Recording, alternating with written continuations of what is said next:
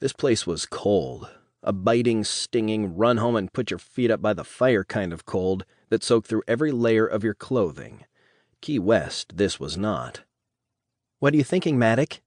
Jade's sleek black hair was sprinkled with the powdery snow that floated down on the vagrant breeze. Her eyes sparkled with the reflected light of the lamp-lined street, and her smile outshone the mantle of white that lay heavy on the world. "Don't tell me. You are so glad I talked you into this." Dane grinned. He was glad he hadn't answered the question. He'd actually been wondering how Jade had extracted him from his well-worn holiday tradition of beer and barbecue somewhere, anywhere the only white thing blanketing the world was sand. He pulled her close and kept his thoughts to himself.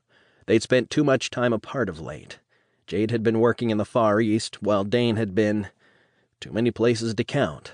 She wanted this trip and this time together, and he was happy to oblige her. "Christmas in Germany," she breathed. "I've dreamed about it ever since I was a little girl. The cathedrals, and—" She drew the word out like a game show host about to announce the grand prize. "The snow!" She swept out her arm, her gesture taking in the frosted city. "And then we're going to the Alps."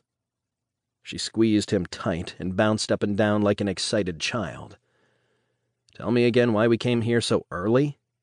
He enveloped her in his arms, and they looked out across the Rhine River, the light of the street lamps flickering across its choppy surface. "Because the celebration of the Christmas season started the evening of December 6th. I wanted to be here for more than just Christmas Day. I've got tonight all planned out. We'll have our tour of the cathedral, and then I've got a restaurant picked out where they serve some of the traditional holiday treats." "I hate fruitcake." He knew better, but it was worth it to see the scandalized look in her eyes, though it passed almost immediately. "I am not letting you mess with me tonight. I'm too happy." She turned back toward the water. "And for your information, you're going to try crisp Baumgebäck even if it kills you." She glanced at her watch. "We should probably get going." She frowned and looked up and down the street. Dane's eyes followed hers, but he saw nothing amiss. "You never told me how you managed to schedule a solo nighttime tour of the Cologne Cathedral." "I know somebody." She kissed him on the left cheek. "Who knows somebody?" A kiss on the right cheek. "Who knows somebody?" The next kiss was full on the lips. "Get a room, you two." No way. It couldn't be who he thought it was. Jade was going to have a cow. Dane turned to see a 6.5-foot-tall Native American coming along the Riverwalk. His height and breadth of shoulder drew the attention of everyone he passed. "You have got to be kidding me."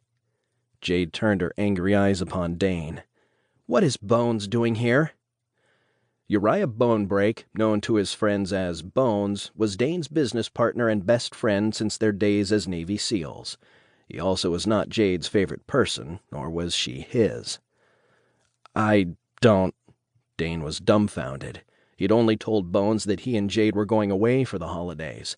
How had Bones known where they were going, much less where they would be standing at this exact moment? "Bones, what the hell?"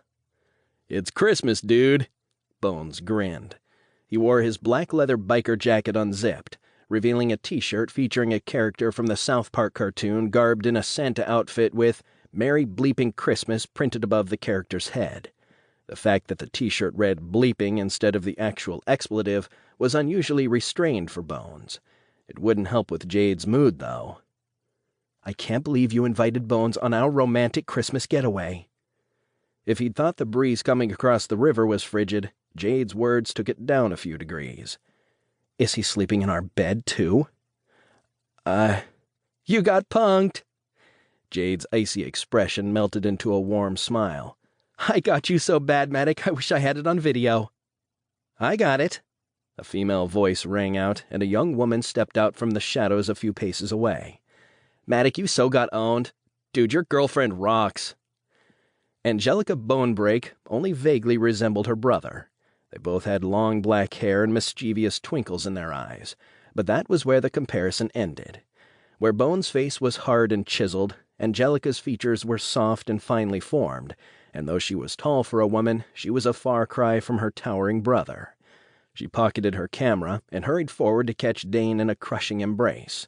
She was beautiful, no doubt, but underneath her thick winter clothes she was 140 pounds of solid muscle.